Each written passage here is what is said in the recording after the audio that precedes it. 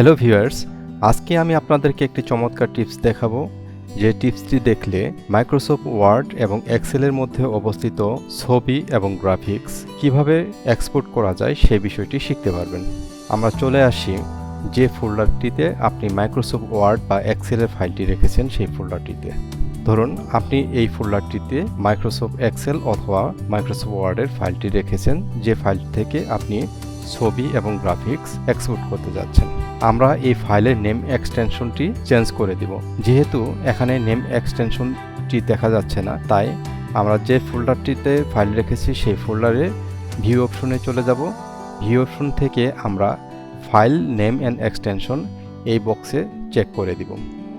এই বক্সে চেক করে দেওয়ার পরে দেখুন এই ফাইলটা হচ্ছে এক্সেল ফাইল এবং এক্সটেনশনটি হচ্ছে XLSX।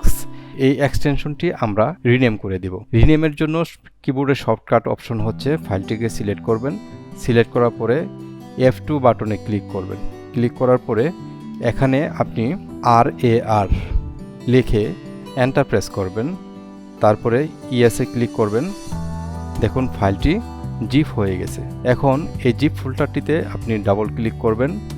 ডাবল ক্লিক করার পরে এই ফাইলটির মধ্যে যে এলিমেন্টসগুলো আছে এই এলিমেন্টসগুলো শো করবে।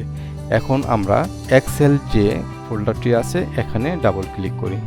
ডাবল ক্লিক করার পরে দেখুন এখানে মিডিয়া নামে একটা ফোল্ডার আছে।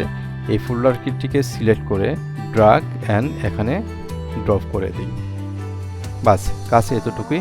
দেখুন আপনার এক্সেল ফাইলের মধ্যে যে ছবিগুলো বা গ্রাফিক্সগুলো আসিল, এই গ্রাফিক্সগুলো এই ফোল্ডারটিতে ডাবল ক্লিক করলেই আপনারা পেয়ে যাবেন।